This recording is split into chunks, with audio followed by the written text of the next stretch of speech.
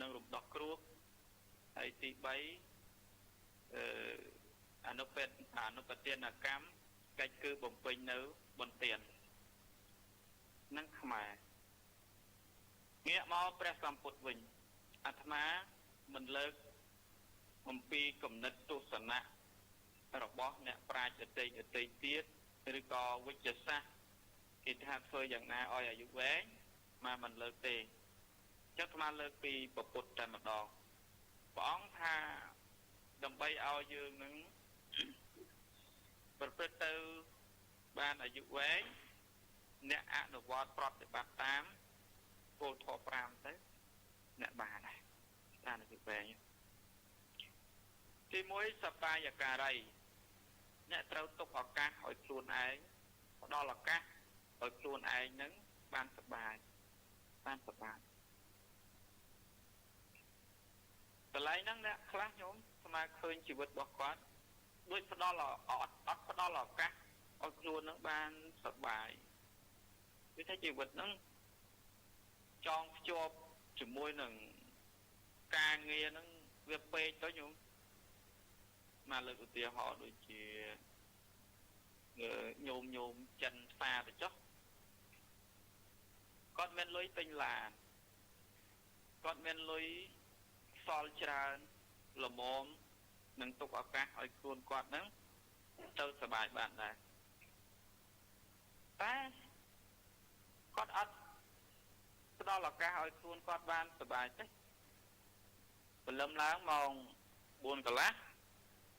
គាត់ទៅផ្សារលក់អីវ៉ាន់រហូតដល់ម៉ោងពី10ម៉ោង1គាត់ហូបបាយអីបន្តិចទៅល្ងាចម៉ោង4ម៉ោង5គាត់ត្រឡប់មកវិញដាំបាយអីហូបគ្រួសារគាត់ចែកនេះនោះចឹងទៅចូលក្នុងបន្ទប់រាប់លុយចំហានចឹងទៅស្អែកចឹងទៀតស្អែកចឹងទៀតណាថ្ងៃណាលក់ដាច់សបាយថ្ងៃណាមិនទៅដាច់មកក្រៀមក្រំទៅស្អែកអញ្ចឹងខានស្អែកអញ្ចឹងអាទិត្យក្រោយអញ្ចឹងអាទិត្យខានស្អែកអញ្ចឹងមួយខែអញ្ចឹងមួយខែទៀតអញ្ចឹងរហូតអញ្ចឹងជីវិតរបស់គាត់ទាំងមូលបាត់បង់ឱកាសនៃការសប្បាយដែលព្រះពុទ្ធលោកថាដាក់អាហារគឺចំណៃអារម្មណ៍ផ្ដល់ឱកាសឲ្យអារម្មណ៍របស់ខ្លួននឹងបានទទួលទាននៅចំណៃផ្សេងឲ្យវារីករាយណាពាក្យចាស់និយាយថាឈើបៀមទឹកវាឆាប់ពុកមនុស្សបៀមទុកវាឆាប់ស្លាប់ដល់ពេលយើងអត់បានធ្វើឲ្យខ្លួនយើងនឹងសប្បាយចេះតែទប់សោកជាមួយនឹងលុយកាក់ចំណេញអត់ចំណេញអត់ចំណេញលុយនឹងចងភ្ជាប់ជីវិតនឹងនៅមកកន្លែងចឹងទៅអត់បានផ្ដល់ឱកាសឲ្យខ្លួននឹងបានរីកចិត្តរីកថ្លើមដោយប្រការណាមួយអត់មកមើលឃើញអញ្ចឹងខ្ញុំឧទាហរណ៍ឧបាសកម្នាក់នៅទល់មុខវត្តស្មាគាត់មានជំនាញមុខរបររកស៊ីជាជាងកាត់ខុសហើយគាត់កាត់ដាច់ចឹងខ្ញុំនៅទីផ្សារធម្មតាគាត់កាត់បានមួយក្បាល 5,000 នៅ 5,000 ជាងអីចឹង$1 ជាងហើយក្នុងមួយថ្ងៃគាត់រកបានតែ50អីចឹងក្នុងមួយថ្ងៃឯងខ្ញុំបើយើងគិតជាខែ 700-800 អីនោះអញ្ចឹងជីវិតអាចដោះស្រាយបានណាបាយ3ពេលរួមទាំងគ្រួសារមួយទៀតអាចរកបានគាត់អត់ផ្ដល់ឱកាសឲ្យខ្លួនគាត់បានកំសាន្តសប្បាយជីវិតអត់គឺព្រឹកឡើងម៉ោង7គាត់អង្គុយក្នុងតូបគាត់រហូតទៅដល់ម៉ោងយូរណា7យប់មកចូលធរចប់ ចេញពីវិហារមកឃើញគាត់នៅដែរនៅកាត់សក់ហ្នឹងថ្ងៃណាមានភ្ញៀវថ្ងៃណាអត់ក៏បិទម៉ោង6អីចឹងគាត់អាត្មាចេះតែសម្លឹងមើលហើយពិចារណាថាជីវិតអ្នកធ្វើខុសធម៌យ៉ាងនេះមកឆាប់ខានទេមកឡូវមកបានអនិច្ចាវតសង្ខារាទោធោឲ្យឡូវដល់ពេលយើងចង់រំលឹកចង់ប្រាប់គាត់តាមគោលធម៌ក្រែងអាយុវែងអីចឹងទៅគាត់ថាយើងខ្មែរខ្ជិះខ្ជាយឱកាសរលុយបានលើបោះបង់ឱកាសបានលុយចោលទៅដើរអត់ប្រយោជន៍គេដៀលចឹងពិសេសគឺញោមចិនដែលពូកែខាងរលុយនិងស្រឡាញ់លុយគឺគាត់ថាគំនិតនឹងអត់ចម្រើនទេអត់កើតទេហ្នឹងស្មានលើករឿងមួយថាសបាយការីគឺយើងធ្វើខ្លួនឲ្យសុបាយផ្ដល់ឱកាសឲ្យសុបាយអញ្ចឹងស្មានមើលឃើញថាញោមខ្លះដោយសាររឿងមានបានឃុំក្រងជីវិតគៀបសង្កត់ជីវិតរបស់ខ្លួនហ្នឹងបាត់ឱកាសនៃការសុបាយហើយនៅមានរឿងដ៏ច្រើនទៀតដែលឱកាសនៃជីវិតហ្នឹងទទួលបានការកំសាន្តសប្បាយក្នុងអារម្មណ៍គឺអត់តែព្រះពុទ្ធសម្ដែងគោលទី2ថាសប្បាយេមតាំងជានិតិអ្នកត្រូវស្គាល់ប្រមាណក្នុងការសប្បាយញោមឃើញទេព្រះពុទ្ធលោកចង់ឲ្យយើងសប្បាយប្រាប់ឲ្យយើងនឹងធ្វើខ្លួនឲ្យមានការសប្បាយផងតែត្រូវដឹងអ្វីណាសប្បាយទៅនាំឲ្យចម្រើនអ្វីណាសប្បាយទៅនាំឲ្យវិនាសញ៉ែដោយរដូវកាលជុំបិណ្ឌកាន់បិណ្ឌមកដល់ជាញាតិញោមនាំគ្នាត្រឡប់ទៅស្រុកកំណើតដើម្បីជួបញាតិមិត្តផៅសន្តានហើយសប្បាយយកស្អីមកជាឧបករណ៍ញ៉ាំងជីវិតឲ្យសប្បាយញោមយកស្រាយកមកធ្វើជារឿងសប្បាយជួបជុំបងប្អូនទិញស្រាមកជប់លៀងគ្នាដើម្បីឲ្យសប្បាយតែញោមថាឃើញគេធ្វើចឹងត្រូវធម៌ហ្នឹងព្រោះពុទ្ធលោកប្រាប់ថាត្រូវតែធ្វើខ្លួនឲ្យសប្បាយអញ្ចឹងការដែលធ្វើខ្លួនឲ្យសប្បាយហ្នឹងគឺត្រូវតាមធម៌ហើយពុទ្ធលោកមិនល្ងងទេល្ងងតែយើងទៅញោមអស់ប្រាប់មួយទៀតថាត្រូវស្គាល់ប្រមាណក្នុងការសប្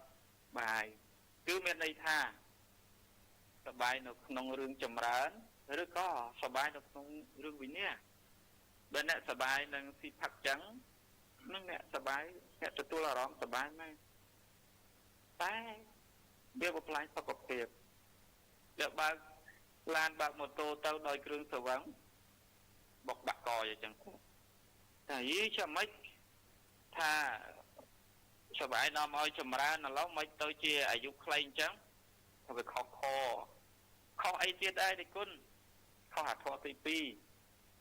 ព្រះអង្គថាសបាយេមកតាំងជានិតិស្គាល់អាសបាយណានាំឲ្យចម្រើនសបាយណាដែលនាំមកនៅទុកវិនាសអ្នកត្រូវស្គាល់ប្រមាណអ្នកត្រូវដឹងស្គាល់ប្រមាណត្រូវដឹងថាអាណាចម្រើនអាណាវិនាសចឹងកុំចេះតែសបាយងប់ងល់នឹងការសបាយដោយមិនដឹងសបាយណារីចម្រើនសបាយណាវិនាសពុទ្ធលោកប្រាប់ចឹងទី3ព្រះអង្គថាបរិណតភោជីឬភោជីអ្នកត្រូវបរិភោគចំណីអាហារដែលកាពះហ្នឹងស្រួលក្នុងការរំលាយឬក៏បរិភោគចំណីអាហារដែលមានវីតាមីនទ្រទ្រង់រាងកាយយើងហ្នឹងណាបានវាអាយុវែងវាមិនដែលព្រលឹមឡើងហូបតែបាយកកជាមួយឆៃប៉ូវមិនដែលមានជាតិវីតាមីនអីផងមួយអំបិលឆៃប៉ូវអំបិលឆៃប៉ូវ ទៅជាញោមនឹងយាយនឹងសាច់ស្អាតកើតអាយុវែងកើតវាមិនដែលអ្នកមានខ្លះឥឡូវនេះកំពុងតែបារម្ភរត់ទិញរបស់បន្លែធម្មជាតិហូបមិនបានផងមានលុយហើយមិនដឹងទៅទិញឯណាព្រោះវាលែងទុកចិត្តគ្នាមនុស្សឥឡូវចេះកុហកច្រើនទាំងអីសិតតែរបស់អត់គីមីតែហូបទៅសិតតែគីមីអញ្ចឹងបើយើងដាក់ចំណីអាហារដែលមានជាតិពុលច្រើនព្រះក៏ជួយមិនបានណាវាអាយុវែងពុទ្ធថាដំណើរធម៌វាអត់អញ្ចឹងវាមិនដែលមនុស្សផឹកថ្នាំកដុលផឹកអង់ទ្រីននោះវារាងកាយនឹងសុខភាពល្អវាអត់ដែលមាននេះវាខុសដំណើរធម៌អញ្ចឹងបានពុទ្ធលោកប្រាប់ថាហូបរបស់ណាដែលវាមានជាតិគីមីហ្នឹងវាមិនច្បាស់ទេនិយាយថាហូបរបស់ដែលអាចទ្រទ្រង់រាងកាយបានកាយសម្បទាយើងហ្នឹងកាពះយើងហ្នឹងវាងាយរំលាយអាហារហ្នឹងពុទ្ធលោកប្រាប់អញ្ចឹងតែញាតិញោមក៏ដឹងដែរឥឡូវហ្នឹងថាហូបរបស់ដែលធម្មជាតិទៅអត់គីមីកែច្នៃអីច្រើនពេកអញ្ចឹងអត់ជាតិពុលអីចឹងទៅសុខភាពល្អយូរវែងញោមក៏ដឹងដែរតែរឿងលំបាកឥឡូវមិនដឹងថាទៅទិញដល់ណានោះអត់ដឹងទៅទិញដល់ណានៃបាត់អាត្មាវិញចាក់ទងនឹងរឿងចំណីអាហារអាយុវែងយុខ្លីហ្នឹងអបមុនគេហ៎ញោមព្រោះទៅបុណ្យញាតិញោមគាត់ប្រគេនអីដល់ឆាន់ហ្នឹងគាត់ប្រគេនចង្ហាន់អីដល់ឆាន់បើអត់ឆាន់របស់គាត់ទេគាត់ថាលោកអីក៏រើសម្លេះលោកអីក៏យ៉ាប់ចិញ្ចឹមម្លេះលោកអីក៏ម្លេះលោកអីក៏ម្លេះអាត្មាចង់ប្រាប់ទៅវិញថាអាត្មាក៏ចិត្តងប់ហើយម្លេះញោមអូមិនដឹងកិច្ចប៉ុណ្ណាញោមញោមហូបអញ្ចឹងហើយញោមប្រកេតស្មាអញ្ចឹងដែរអារឿងទី3ហ្នឹងអាត្មានិយាយទៅកាន់ញោមញាថាប្រសងហ្នឹងគឺអាចនឹងងាប់មុនគេ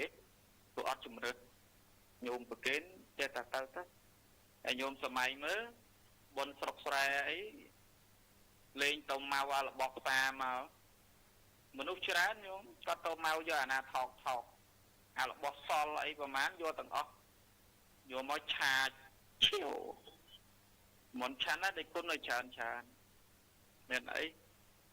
មកថាបើឆាន់ឲ្យច្រើនអាយុស្មាមិនច្រើនទេមកតងប់ឆាប់ណាញ៉ាំពេលប្រាប់គាត់ចឹងគាត់ថាលោកអីខ្លាចងប់ម៉េះហេធ្វើមកស្មាមនុស្សយន់មនុស្សលោកហ៎ញោមខ្លាចងប់ខ្លាចអីតែដូចតែញោមចឹងមិនទៅអតិទេពមកពីលើមេឃឯណា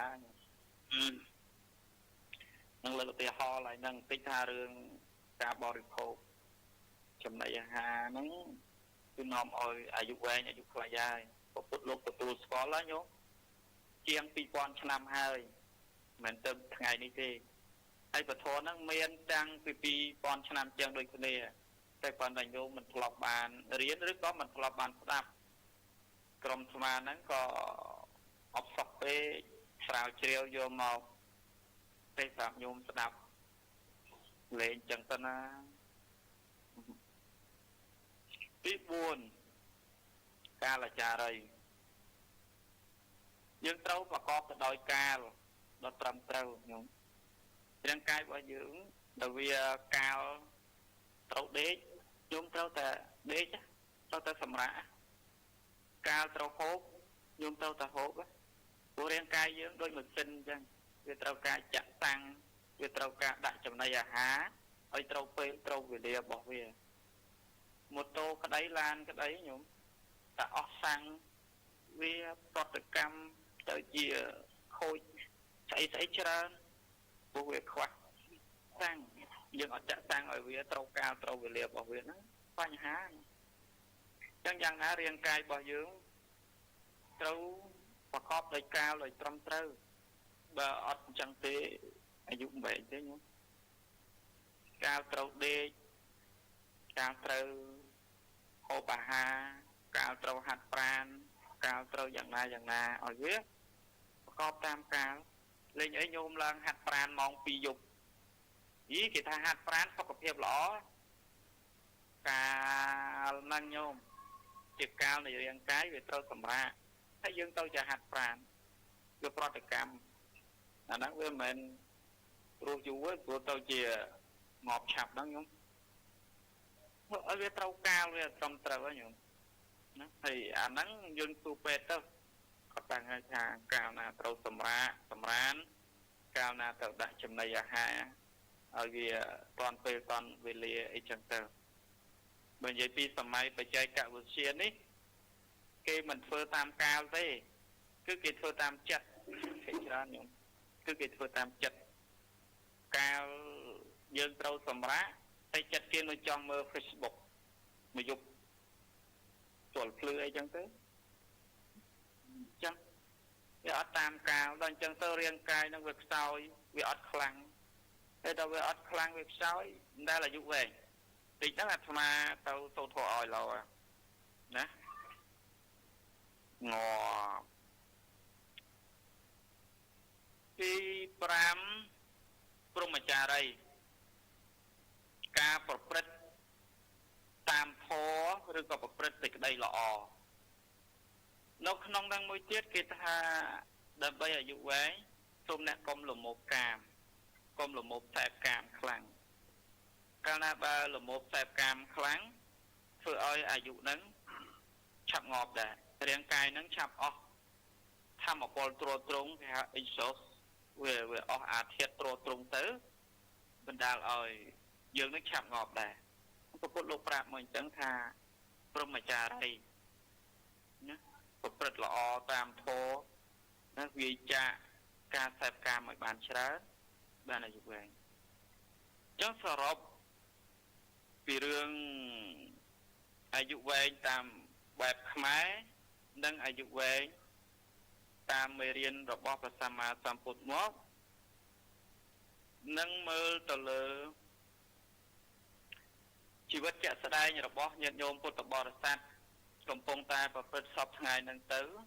សន្និដ្ឋានស្មារតីសន្និដ្ឋានទៅលើញាតិញោមពុទ្ធបរិស័ទសពមួយថ្ងៃនេះ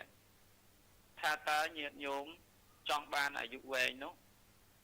តើញោមទូទៅហ្នឹងបានប្រតិបត្តិធ្វើតាម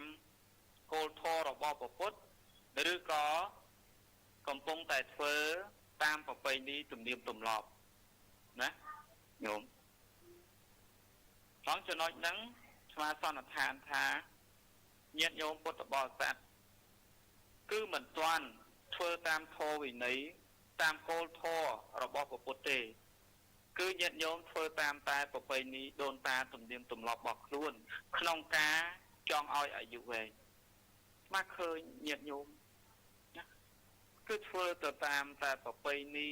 ដូនតាចង់បានអាយុវែងអត់ទាន់ប្រតិបត្តិតាមធម៌ពុទ្ធទេ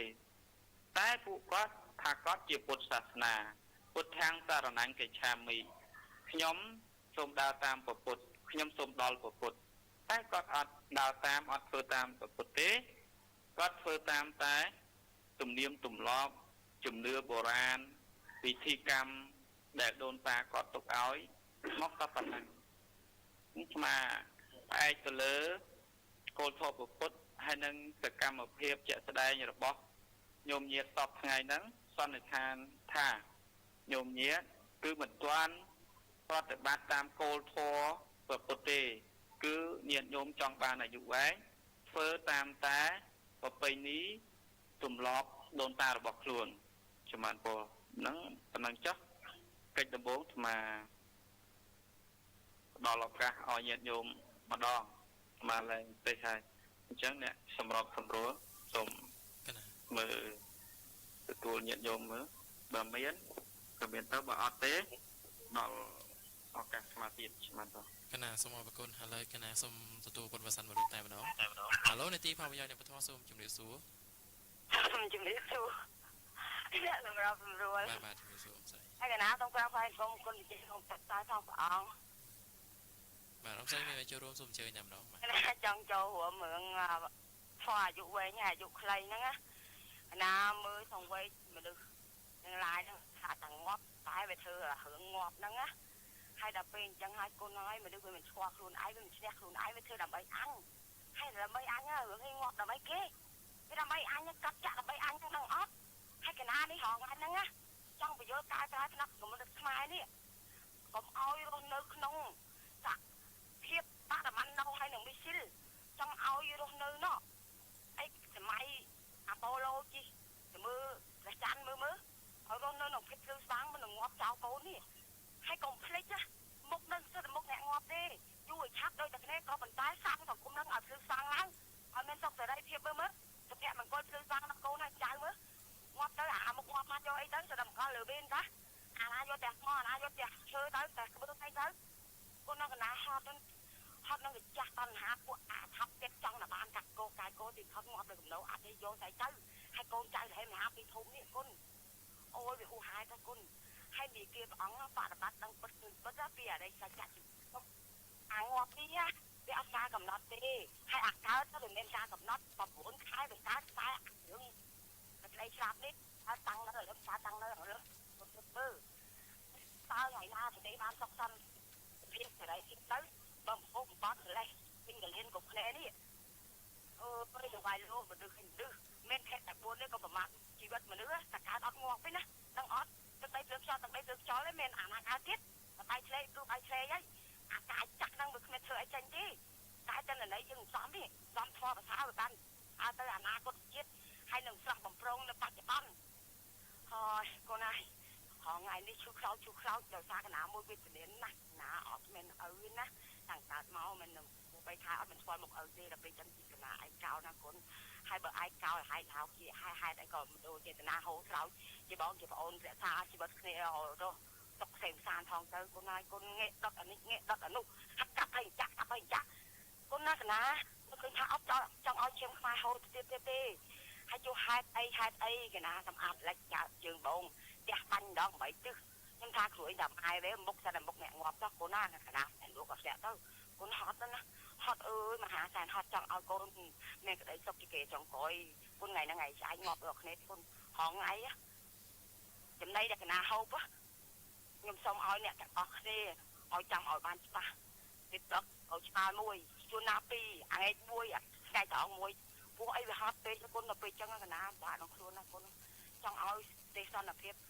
ស្បាយរស់នៅឲ្យវាមានអរិយធម៌រុងរឿងរស់នៅឲ្យចេះឆ្លាញ់គ្នាមនុស្សចេតនាបងជាប្អូនហើយឈាមខ្មែរដូចគ្នានេះហេតុអីក៏ធ្វើឲ្យសង្គមអ៊ូអាប់កាប់ហើយចាក់ត្រឡប់ពីភូមិបដិបាននៅមីស៊ីលលើហើយគុណណានៅគុណចឹងភ័យគុណអើយគុណណាចង់ឲ្យសង្គមខ្មែរហ្នឹងទៅឈានដល់សម័យអាប៉ូឡូជីឋានប្រចាំម្ដងឲ្យស្បាយរុងរឿងដោយសារយើងឆ្លាញ់គ្នាថែរក្សាគ្នាជាបងជាប្អូនអរសូមនិយាយប៉ុណ្ណឹងបានហើយគុណស្វាយគុំលាសុខបាយគុណណាបាទសូមអរគុណôngស្រីបាទអរគុណôngស្រីបានចូលរួមជាមួយនឹងកម្មវិធីបាទអញ្ចឹងខ្ញុំកណ្ណាសូមទទួលពុទ្ធប្រសាទមួយខ្សែទៀតតែម្ដងហៅនាទីផលប្រយោជន៍នៃពធសូមជម្រាបសួរបងនិយាយទៅចង់តែខ្ញុំចង់តែសួរធម៌ពីបេតិកគុណបន្តិចបាទសូមជម្រាបឈ្មោះនាទីកន្លែងបងបាទឥឡូវចង់សួរពីពុទ្ធសាសនាក្នុងសាសនាហ្នឹងបាទមាន5ប្រភេទហ្នឹងមានអីខ្លះសម្រាប់ចង់សួរតែប៉ុណ្ណឹងបាទអរហើយបងប្រុសយ៉ាងកុំលីហ្នឹងបាទសូមអរគុណបាទអញ្ចឹងខ្ញុំកណ្ណាសូមទទួលមួយខ្សែទៀតតែម្ដងហៅនាទីផលប្រយោជន៍នៃពធសូមជម្រាបសួរគាត់បានដាច់ទៅវិញទៅហើយបាទអញ្ចឹងសម្រាប់ពុទ្ធបរិស័ទដែលមានជំងឺឬក៏មតិចង់ចូលរួមអាចធ្វើការចូលតែម្ដងបាទ Hello នាទីផលប្រយោជន៍នៃពធសូមជម្រាបសួរលោកវាសួរមួយអ្នកសម្រាប់ប្រមូលស្វាយគុំគុណចាស់ពីតំពាំងតាំងវត្តទេបំណំផងតែមកឈ្មោះស្រុងពីតំពាំងតាំងទៅខាងភ្នំពេញដែរទេបាទអំប្រុសមានអ្វីចូលរួមកម្មវិធីសូមអញ្ជើញចង់ឲ្យចូលរួមតិចពាក់ព័ន្ធទៅនឹងសមត្ថភាពនឹងការចេះដឹងនិយាយទៅប្រិយមិត្តយើងមុនមិញមិនដឹងជាក្មួយស្រីឬក៏បងស្រីទេបាទណាបើតាមស្ដាប់ហ្នឹងកណាទៅហៅថាបងក្មួយស្រីទីចុះ មួយស្រីចាក់ពន់នឹងការស្ដាប់នឹងការយល់ហ្នឹងណាវាពិបាកមួយអញ្ចឹងបើក្មួយកតាក់ចិត្តពេកអាហ្នឹងអានេះបើតាមការគិតរបស់គ្រូវាមិនមែនមានជំនះបដិបទាផ្លូវកដាលទេមួយអានេះបើយើងគិតខាងយើងឃើញថាគាត់ដើរខុសផ្លូវយើងបញ្យល់តាមដំណើរគាត់ទៅបើសិនយើងស្អីទៅតាមដំណើរប្រពៃណីទំនៀមទម្លាប់អីចឹងកុំតាក់ចិត្តមួយទៅតាក់ចិត្តតាមរួចចាប់តែបដិសន្ធិទៅជាតកៅទៅឯងបានតែយើងលោកគាត់ទៅចិត្តយើងមានទូយកចង់បង្ហាញอะไรបើបង្ហាញការពិតប្រាប់គាត់អញ្ចឹងទៅហើយណាប៉ុន្តែពេលខ្លះដូចថាប្រតិកម្មផ្លូវចិត្តយើងទៅវាអាចទៅទៅសុយទៅកន្លែងណាកន្លែងណីវាមិនបានទៅដល់ទីខ្ពស់អញ្ចឹងណាអាហ្នឹងពាក់ព័ន្ធទៅនឹងមួយស្អីមុនពូអាកន្លែងពណ៌អានឹងគុណចាស់មុននឹងបន្តិចចំណាតែទៅជែកលេងជាមួយម្ដាយរឿងពណ៌អាហ្នឹងចឹងបានថាគុណណាស់ទីចំណាដូចជាខ្វះសមត្ថភាពណាស់បើថាខ្វះសមត្ថភាពបញ្យលមិនថាបញ្យលអ្នកដទៃឲ្យស្ដាប់យល់ណាគាត់ថាមានសមត្ថភាពបញ្យលម្ដាយខ្លួនឯងក៏បងប្អូននៅក្បែរខាងឲ្យយល់ណាដូចជាខ្វះសមត្ថភាពគាត់ថាបានថាដូចអស់ចិត្តជាមួយគាត់គាត់ថាបានទេគុណមិនមែនយើងមិនចង់ទេអាចចង់របស់យើងនឹងវាមិនដូចបំណងដែលយើងចង់ទេយើងចង់ឲ្យរបស់អ្នកដទៃប៉ុន្តែគាត់មិនទទួលយកដល់កន្លែងហ្នឹងបើគាត់ទទួលយកគាត់មិនបានទទួលដោយយល់ការទៀតយើងនិយាយប្រាប់គាត់ចឹងមកណាគាត់មិនមែនដូចមកឯងរាល់ថ្ងៃហ្នឹងទេរាល់ថ្ងៃហ្នឹងវាជាប្រពៃណីទំនៀមទម្លាប់បរមរានយើងពីដើមមកនេះធម៌នេះធម៌មេរៀនព្រះស្វាសម្ពុទ្ធនេះធម៌នឹងវិន័យនេះគេចេះមួយយើងទៅយល់តាមសមត្ថភាពរបស់គាត់របស់យើងអញ្ចឹងទៅកាន់គាត់ណាគាត់ស្ដាប់ប៉ុន្តែគាត់មិនមែនថាគាត់ប្រតិកម្មអីជាមួយយើងគាត់ដូចថាមកទោះយើងនិយាយទៅមិនថាមាក់ងាយអីក្រុមគ្រួសារម្ដាយខ្លួនឯងវាដូចថាអស់ទៅនឹងដូចថាការគិតវិញ្ញាណគាត់នឹងរាក់ដល់ពេលអញ្ចឹងគាត់ស្ដាប់យើងចឹងប៉ុន្តែគាត់ដូចថាអត់ទទួលយកបានហ្មងគាត់ទៅមកផ្ទៃនេះទំនៀមទម្លាប់របស់គាត់ណាអត់ធွာគាត់ណាគេអាចទៅផុតដល់គាត់ទេគាត់ធွာទៅទឹកអីជ្រូចទឹកអីណានេះហោហែរបស់គាត់ប៉ុន្តែហើយស្នាដៃទៅនឹងមិនបាត់ឈប់នឹងប្រពៃណីទំនៀមទម្លាប់ចឹងបានមិញកណានិយាយថាម៉ែឯងមកទៅឲ្យប្រហែលថ្ងៃទៅវត្តរហូតថ្ងៃទៅវត្តរហូតបងអូនអើយចឹងបានកណាថាឯងទៅប្រពៃណីទេមើលមិនទៅដល់អីប៉ះអីសំណាក់របស់ព្រះសម្មាសម្ពុទ្ធទេបើទៅយើងនិយាយចឹងគាត់ស្ដាប់យើងដែរគុណប៉ុន្តែនឹងយើងថាគាត់យល់ដូចពីណានិយាយនេះថារាក់អញ្ចឹងនឹងគេថាមិនដែរចឹងថាកន្លែងហ្នឹងពាក់ព័ន្ធនឹងចំណេះដឹងនឹងអីបច្ចេកទេសហើយក៏អីគូក្បាលហើយយើងគិតហ្នឹងអាហ្នឹងបាក់ចាស់ហ្នឹងទៅយើងបញ្យល់គាត់អញ្ចឹងហើយទោះតែយើងជាប់ចិត្តឲ្យយើងប្រាប់ខ្ញុំមកក្មួយមួយស្អីខាងដើមមិញខ្ញុំជាប់ចិត្តជាមួយម្ដាយនឹងឃើញថាចង់សង្គ្រោះគាត់ប៉ុន្តែគាត់ទៅមកពីនេះទំនៀមទម្លាប់ហ្នឹងធ្វើម៉េចចឹងបានថាដូចជាមិនក្តៅទេប៉ុន្តែអាចចិត្តទូយកចង់សង្គ្រោះគាត់វាចំណាស់ទៅហើយមិនមែនតែមក 100% សង្ឃា1000 លាន%ទៀតណាប៉ុន្តែយើងដូចថាអស់ទៅអស់ចោលទៅទីអញ្ចឹងនឹងនិយាយថាម៉េចអាហ្នឹងសម្រាប់អ្នកដូចចាស់ហ្នឹងទៅដល់ទៅពេលក្មេងអាគូក្បាលប្រើការតើទៅណាគាត់ស្ដាប់ទេដល់ពេលអត់ស្ដាប់ទេចំណេះដឹងបានទៅណាបាចតាមលើមេឃចឹងទៅកន្លែងមានអ្នកណាមានឧបនិស្ស័យចឹងទៅស្ដាប់យល់ទៅទៅធ្វើការទូតែយើងចង់បានអីពីគាត់ទេអត់ចង់ទេបើខកបំណងចង់ឲ្យគាត់ចេះឲ្យគាត់យល់ចាក់សមាធិពុទ្ធប្រតិបត្តិប្រចាំថ្ងៃប្រើកាយបានជាប្រយោជន៍ចឹងមកថាពុទ្ធមេរៀនព្រះសម្មាសម្ពុទ្ធសម្រាប់ខ្ញុំកណាថាយកមកប្រើកាយបានជាប្រយោជន៍ខ្លាំងណាស់ដល់ពេលប្រិយមិត្តខ្លះហើយក៏យាយតាខ្លះច្រើនទៀតណាគាត់ទៅជំនឿទំនៀមទម្លាប់ហ្នឹង បានក្រាបលើស្ដោងលើដងសួរគាត់យើងប្រើការបានអត់តែពីអត់នឹងផលិបាក់បានតាបានទៅលើគាត់វិញមិនបានលើយើងហើយយើងចង់អីបើកបង្ហាញតែគាត់នេះនេះពធនេះប្របីនេះទំនៀមទម្លាប់ឲ្យសួរថាយើងចង់ចឹងសួរថាយើងចង់ទៅពេលគាត់មិនឲ្យធ្វើយ៉ាងម៉េចយើងធ្វើអីធ្វើទៅយើងគាត់ប្រាប់ទេទូនីតិយើងប្រាប់ថានេះធម៌មេរីព្រះកម្មាសម្ពុទ្ធយកមកប្រើការបានជាប្រយោជន៍នេះប្របីនេះទំនៀមទម្លាប់យកមកប្រើការបានវិញ្ញាណខណ្ឌហោចលុយកាក់អាកាសហ្នឹងវាពិបាករកពេកណាអាដល់ហ្នឹងដែលចេះចង់ចូលរួមបើកបង្ហាញខ្លះទៅឲ្យគាត់ស្ដាប់ពិចារណាហ្នឹងយ៉ាងបានចង់និយាយទៅកាន់មួយស្អីដាក់មួយឲ្យយើងធ្វើតាមដំណើរទៅយើងវាមិនមែនព្រះសម្មាសម្ពុទ្ធទេយើងជាបឋមជនយើងគាត់ថាយើងចេះដឹងមិនដឹងថាអ្នកណាល្អណាក៏អញ្ចឹងយើងតាមការយល់របស់យើងបោះចូលក្នុងសង្គមតាមអនអែយ៉ាងទៅឲ្យគាត់ស្ដាប់បើគាត់ស្ដាប់ក៏ស្ដាប់ទៅបើគាត់មិនស្ដាប់ទេអារឿងរបស់គាត់ប៉ុន្តែទូនីតិភារកិច្ចរបស់យើងបាននិយាយបើកបង្ហាញអស់ហើយដោយក្រុមទឹកចិត្តសាមណៈអញ្ចឹងអាដល់នៅមកថាចេះតែធ្វើដំណើរទៅតាមរៀងខ្លួនអញ្ចឹងទៅព្រោះយើងមិនមែនអ្នកទ្រង់ញៀនដឹងណាពុទ្ធបានគង់ពុទ្ធបានលោកគង់ដឹងថានេះបរិស័យគួរព្រោះបាននេះព្រោះបានអញ្ចឹងចាប់ដល់ការចាប់ព្រោះដល់ពេលយើងទៅថតជុំចេះតែបាច់ទេមែនកណាចូលរួមប៉ុណ្ណឹងគុណមានលាពីចម្ងាយបងបាទសូមអរគុណអង្គប្រដែលបានចូលរួមជាមួយនៅកម្មវិធីបាទអញ្ចឹងសម្រាប់ពុទ្ធបរិស័ទបើមានចម្ងល់ឬក៏មតិចង់ទៅចែកចង់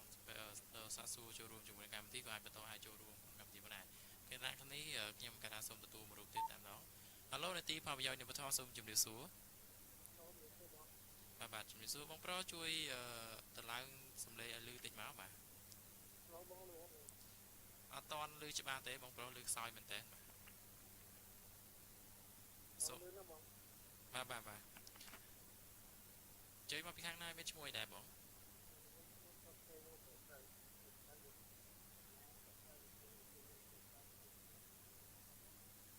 បាទបងប្រុសលឺ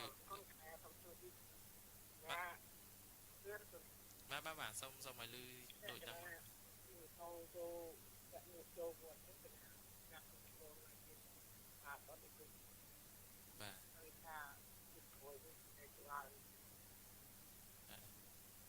ចឹងតាក់តងទៅនឹងពាក់មួកចូលវត្ត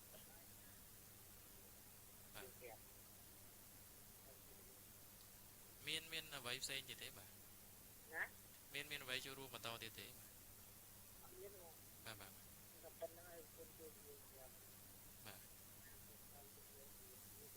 បាទសូមអរគុណបងប្រុសជំរាបលាបាទអរគុណអញ្ចឹងបងប្រុសមិនគាត់បានចំណាជាសំណួរតើតើទៅនឹងការពាក់មួកចូលវត្តតើចូលពាក់មួកចូលវត្តនឹងបានដែរឬទេបណ្ណាបញ្ជាក់សំណួរឡើងវិញខ្លាចតែគាត់ទទួលអត់បានអញ្ចឹងសូមទទួលពុទ្ធប្រសាសន៍មួយរូបទៀតតែម្ដងហៅឡូនាទីផលប្រយោជន៍នៃវត្ថុសូមជម្រាបសួរ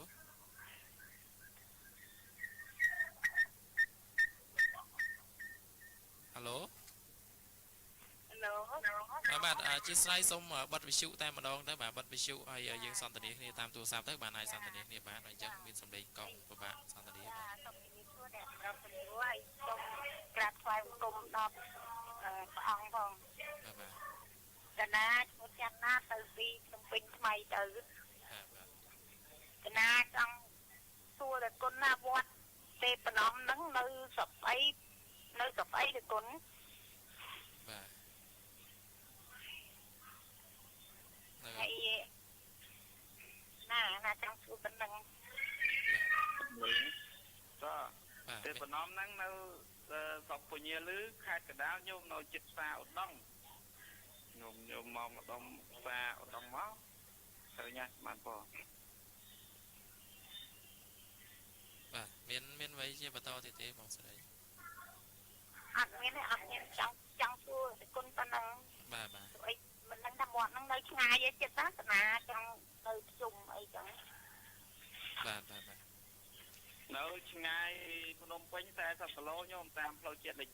5ណាមកម្ដុំផ្សារឧដុង្គតាមផ្លូវជាតិលេខ5ឆ្ងាយពីភ្នំពេញហ្នឹង40គីឡូជិះពីភ្នំពេញមកញោមមើលខាងស្ដាំដៃឃើញវិទ្យាល័យទេពណ៌និងវត្តទេពណ៌ឃើញណាមកនៅធ្វើអ្នកតាចាំទៅត្រួតវិហារញោមហ្នឹងណាក្នុងស្រុកអីទេគុណស្រុ ត្រប់ពញាលឺខ្ញុំត្រប់ពញាលឺខេត្តកដាល tập gì ទៅ lư ពីគេត្រប់ពញាលឺខេត្តកដាលណានៅខាងកើតផ្សារដងប្រហែលជា1គីឡូ បាទ nè hay lấy tu tập đánh châu lỡ tay vật chủ ở con na đắp tới khơi miền sai vậy cái na đắp tới ban đây cà phê hay lư sau phai đắp phê này tôn đắp tiền បាទ ហើយ hay ខ្ញុំណាស់ចាំក្រុមបច្ចេកទេស tôn ở cà phê លេខ cà phê tam phê trắng con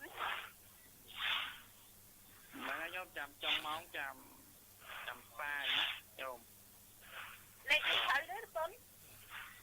អត់អីទេបងស្រីលេខខាងក្រុមការងារយើង តលេខញោមលេខខលមកទៅវិញនឹងចោះណាអ្នកសវត្តមកគាត់លេខនឹងទុកឲ្យពេញពិធីហងណា កណាលេខគុណ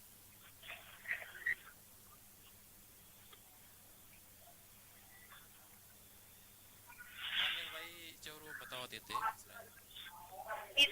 đi tập con đang nghe បាទ chẳng xong thì biết xong quay bằng công bia con hồng thì biết bia ông thì to không បាទអរគុណបងស្រីជំរាបលា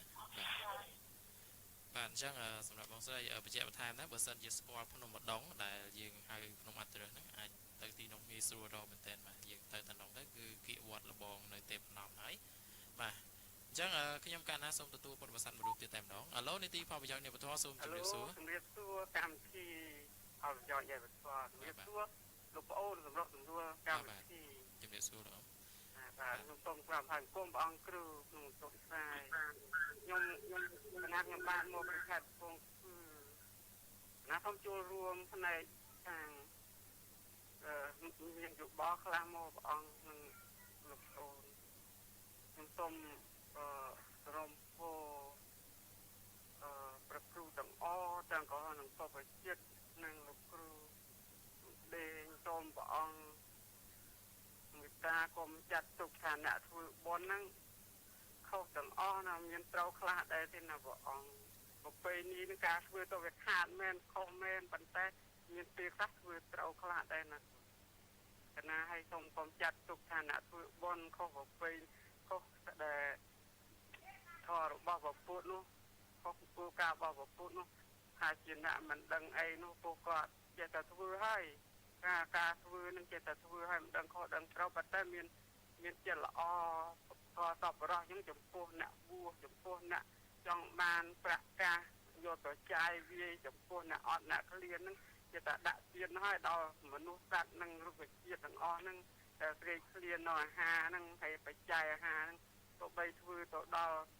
ទីណាឋានណាក៏តាមតែចិត្តនឹកឃើញអាណិតអសូរដល់វិញ្ញាណអត់ធាតុនិងវិញ្ញាណមានធាតុចឹងក៏សូមកុំទុកជាខ្មាំងទុកជាមិត្តរួមថ្នាក់រួមភពតែមួយគ្រប់សាសនាទាំងអស់ដើម្បីយើងរួមសាមគ្គីគ្នាទុកជាមិត្តរាប់អានរហូតអស់មួយជីវិតផែនដីនេះជាគោលការណ៍ខ្ញុំសូមសំណូមពរដល់ព្រះគ្រូទាំងអស់ទាំងអស់នឹងបព្វជិតសូមស្រឡាញ់គ្នាដូចបងប្អូនបង្កើតណាសូមជម្រាបលា បាទសូមអរគុណកណាអញ្ចឹងពេលវេលាខ្លីហើយខ្ញុំកណាសូមទទួលពុទ្ធបរិស័ទមួយរូបទៀតតែម្ដងបើយើងនាទីចុងក្រោយហើយឥឡូវនាទីផលប្រយោជន៍នៃពធសូមជម្រាបសួរបាទជម្រាបសួរបងស្រីបាទសូមមានសម្លេងនិយាយលឺតិចមកបាទខាងខ្ញុំទទួលអត់សូវបានទេបាទជម្រាបសួរបងស្រីថ្វាយបង្គំព្រះអង្គគ្រប់ព្រះអង្គ បាទមានអ្វីចូលរួមបាទសូមជឿការក្រុមទឹកចិត្តសំណាក់ដែលបានផ្សាយនៅផលប្រយោជន៍នៅពធរបស់ព្រះសម្មាសម្ពុទ្ធពិតណាអរគុណខ្លាំងការជួយជាផ្លេចហើយបានដោះស្រាយចឹងឲ្យបានស្ដាប់នឹងស្វែងចិត្តណាបានត្រោះនៅពធរបស់ព្រះសម្មាសម្ពុទ្ធខ្ញុំកណាមិនដែលបានយល់នៅពធហ្នឹងជាយូរមកហើយដល់បាន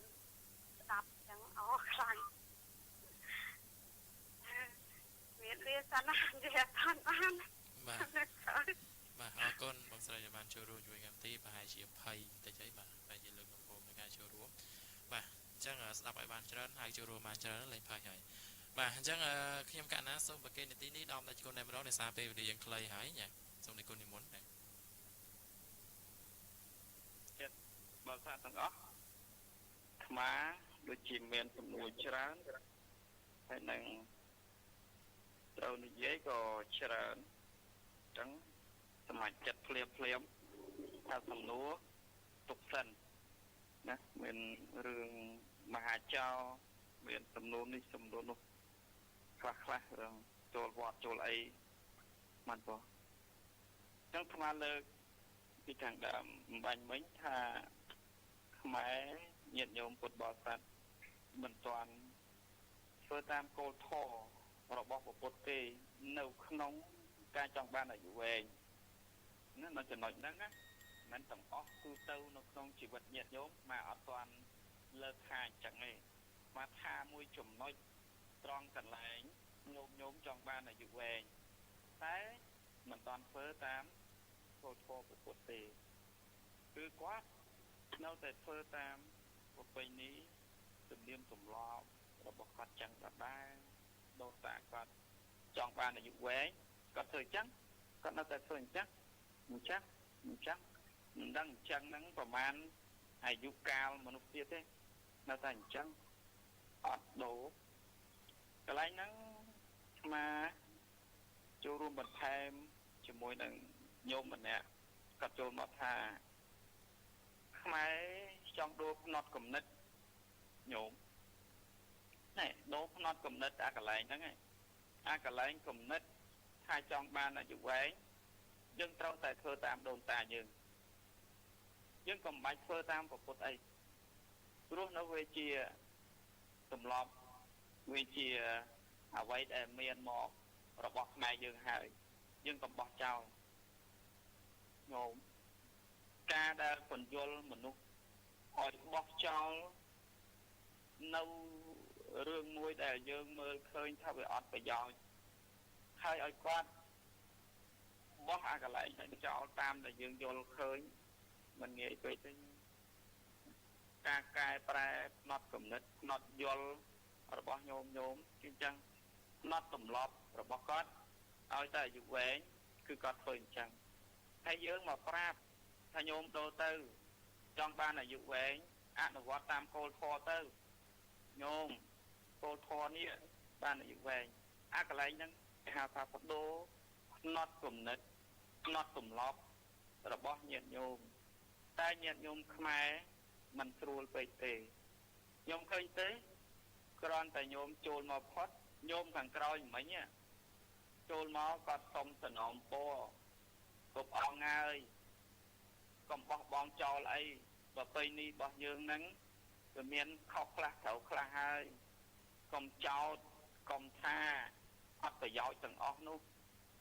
គាត់ចេះតែធ្វើឲ្យត្រូវខ្លះខុសខ្លះតាមចំណុចចឹងហើយកុំបោះបង់ចោលញោមហើយក្រុមអាត្មាបានប្រាប់ឲ្យប្រាប់ទៀតណាថាអត់បានប្រាប់ឲ្យញោមបោះចោលទេអត់ប្រាប់ឲ្យញោមកុំតិចចោលអ្វីដែលជារបស់ញោមទេគ្រាន់តែមកបង្ហាញឲ្យញោមឃើញកុំឲ្យច្រឡំគ្នាថាមួយណាជារបស់ពុទ្ធមួយណាជារបស់អ្នកស្រុកហើយញោមចង់ទុកក៏ទុកទៅបើញោមយល់ថាវាចាំបាច់វាចម្រើនញោមទុកខ្លួនឯងទៅមិនបាច់មកសំណូមពរក្រុមស្មាទេញោមក្រុមស្មានេះកុំបាច់មកសំណូមមកពរអីនោះគ្មានរឿងប្រពៃណីទំនៀមទម្លាប់របស់ញាតិញោមកណ្ដាលគុណជួយសង្ខេបពេញដល់សារពេលវេលាយើងខ្លីហើយគុណណាអញ្ចឹងសរុបមកស្មាចូលរួមជាមួយញោមបន្តិចប៉ុណ្ណឹងថាការកែផ្នត់គំនិតគឺកែកន្លែងអញ្ចឹងហើយមិនស្រួលកែពេកទេច្បាស់អស់ម៉ោងហើយញោមហើយខ្ញុំកណាសូមអរគុណប្រជាជនដែលបានសម្ដែងថ្ងៃនេះហើយកម្មវិធីបរិយាយនៃពធក៏ដល់ពេលត្រូវជម្រាបផងដែរបាទហើយគណៈពេលនេះខ្ញុំកណ្ណាសូមអរគុណសូមថ្វាយបង្គំលាសូម